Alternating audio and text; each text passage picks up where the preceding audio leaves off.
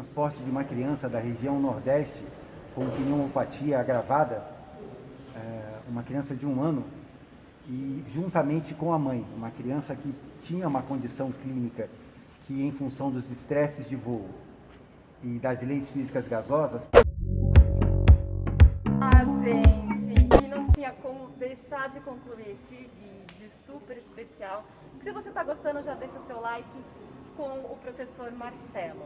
O professor Marcelo, eu já conheci ele há um tempo, porque ele participou de um dos nossos episódios no Nursecast Brasil, no podcast. E já está há 1 ano como o segundo podcast mais ouvido. Ai, gente, eu tenho muito orgulho. Eu tenho muito orgulho desses profissionais da enfermagem que eu estou tendo o prazer com este projeto de entrevistar. E o professor Marcelo certamente é um deles, com a sua simplicidade, com o seu conhecimento e sempre um grande parceiro. Professor Marcelo, muito obrigado por aceitar essa proposta. Em verdade, nós ficamos muito felizes em podermos levar aos colegas um conhecimento acerca desta área de atuação. E nós queremos incluir colegas nesta área de atuação. Há espaço para isso. E é uma especificidade em relação ao paciente crítico que vem cada vez mais sendo estudada e também divulgada. Então, venham conhecer esse serviço. É fantástico o trabalho que o professor Marcelo faz. A gente combinou essa oportunidade de estar gravando aqui. E ele me compartilhou alguns conhecimentos que é oferecido no curso, então, para o enfermeiro que tenha desejo de entrar nessa área. Que, minha gente, vou ser bem sincera com você, eu não fazia ideia dos conhecimentos. Professor, fala um pouco mais desses conhecimentos diferentes, mas que para essa atuação são fundamentais. Perfeito. O que nós temos como um diferencial? Nós aplicamos os protocolos em urgência e emergência, protocolos relacionados ao paciente crítico, quer sejam emergências clínicas, cardiológicas ou traumáticas. Nós aplicamos estes saberes considerando as especificidades no transporte aeromédico, sob a luz de 3 aspectos: fisiologia de voo, estresses de voo e leis físicas gasosas. Juntamos esses saberes e temos, então, uma área de atuação no campo aeroespacial. Eu acho fantástico, porque particularmente eu tive uma formação muito bacana, mas eu não tive acesso a essas informações, nem aquelas aulas assim que de repente é um conteúdo para saber que existe. Então eu acho fantástico você ter que dominar estes assuntos, esse conhecimento, para prestar essa assistência de excelência, porque, gente, enfermagem e excelência é sinônimo. É sinônimo, gente, com certeza. Não é verdade, professor? Verdade. Existe uma intenção, e esse talvez seja um aspecto relacionado ao perfil profissional do enfermeiro que atua no transporte aeromédico, que é a excelência. Uma vez que a parametrização e os multifatores envolvidos levam a um nível de exigência muito grande e, dessa maneira, a um nível de estudo, de dedicação, de assistência especializada muito grande. Então, esse é um aspecto que nós consideramos como um fator onde o próprio colega, em apresentando este perfil, ele virá para nós, ele buscará o transporte aeromédico. Gostei muito que o senhor falou sobre perfil, porque a gente está conversando, ter essa oportunidade maravilhosa de conversar com 3 enfermeiros que atuam neste setor. E eles têm perfis semelhantes. A calma destas pessoas, se vocês tiverem o prazer de conhecê-los, é uma calma, mas é um foco, porque enquanto a gente estava pensando como que ia ser a dinâmica, tudo ao redor desse cenário eles estavam prestando atenção. Qualquer movimentação, então tem que ter um foco.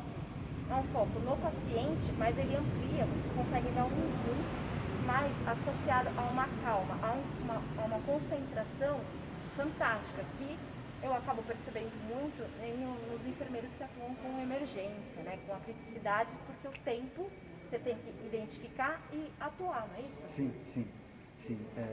O aspecto inteligência emocional, uma prontidão emocional, é claro, é uma habilidade desenvolvida. E esse aspecto, ele vem lado a lado com a questão cognitiva, com o conhecimento específico propriamente dito. Nós podemos até considerar que 25% está relacionado aos saberes e aos conhecimentos e 75% à inteligência emocional como um aspecto diferenciado para a atuação no aeromédico. Uma coisa que me chamou a atenção dessa fala agora é que, por exemplo, aqui nós estamos conversando, tá aberto, mas fechou. Pode ser que algumas pessoas tenham uma sensação claustrofóbica, então tem que ser trabalhada essa parte, né? Junto do paciente. Sim. Essa sensação de confinamento que ocasionalmente possa ser relatada, e aí tem um aspecto que talvez seja uma especificidade do enfermeiro em auxiliar o apoio emocional ao paciente caso ele relate essa sensação de confinamento, ou também uma sedação leve, considerando esse apoio emocional ao paciente. É claro, o membro da equipe de atendimento, no caso o enfermeiro aeroespacial, ele, em função do treinamento, da repetição, e esse é um aspecto diferenciado não apenas ao paciente crítico, mas a repetição, o briefing, conjunto de informações sobre o voo, o debriefing, a discussão acerca do voo, trazem todos esses elementos emocionais e a sedimentação do conhecimento específico. Perfeito. Aí o senhor já trouxe essa... É como se fosse um roteiro para ter essa excelência, né? Então eu preciso saber antes.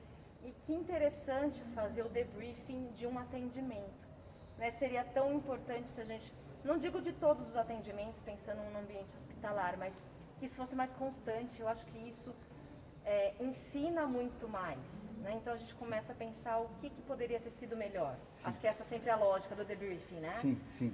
Um aspecto importante é que briefing e debriefing em aviação é lugar comum.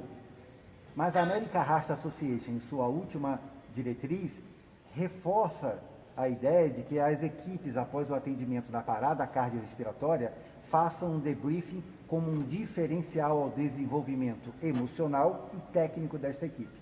Perfeito. E, professor, é algo que eu sempre busco com o NurseCast, que eu vou deixar aqui na descrição, quem quiser ouvir o podcast, mas são histórias que deixem claro a atuação do enfermeiro, da enfermeira, da equipe de enfermagem, técnicos auxiliares, neste cenário. Então eu gostaria que o senhor compartilhasse com a gente uma história que, assim, foi emocionante neste cenário de transporte aeromédico. Acredito que tenha sido em 1998, o transporte de uma criança da região Nordeste com pneumopatia agravada, uma criança de 1 ano, e juntamente com a mãe, uma criança que tinha uma condição clínica que, em função dos estresses de voo e das leis físicas gasosas, poderia apresentar alguma complicação ou piora do quadro clínico. Mas pensando-se em risco-benefício, decidiu-se por trazê-la para São Paulo. E a assistência de enfermagem focada, claro, na estabilização clínica dessa criança, mas em paralelo, o apoio emocional à mãe, que se mostrava muito tensa, a criação de um ambiente em cabine que tranquilizasse a mãe a despeito da condição clínica da criança agravada, foi um desafio e tanto. Eu me lembro bem deste transporte, porque foi um transporte exaustivo, porque enquanto eu assistia à criança do ponto de vista da condição clínica dela crítica, igualmente apoiava emocionalmente essa mãe. Então, nesse dia, o papel do enfermeiro foi um diferencial para o êxito, não do transporte propriamente, mas para diminuir a dor da mãe e a preocupação dela quanto à melhoria dessa criança. Olha, eu não sei você, mas assim, aqui a gente sente a emoção do professor Marcelo, como ficou essa história marcada. Porque é isso, a gente sabe que a criança, ela se referencia nos pais. E se ele ver que a mãe, a referência, a segurança, está em pânico, associada à condição dela, isso piora muito, associada à questão do voo, do transporte. Isso exige muito de fato do enfermeiro e assim dá para sentir a emoção que o professor trouxe, né, ao resgatar essa história. Então é isso que me motiva a apresentar a todos vocês essa proposta do NurseCast Brasil, deixando claro a potencialidade do enfermeiro, que é muito mais que uma célula, um órgão, uma doença. É um gerenciamento do todo, inclusive da emoção. Inclusive da emoção.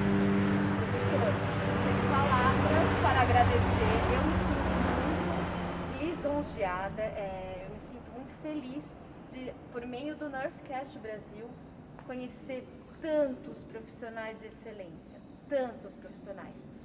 Os profissionais de excelência são a maioria, podem acreditar.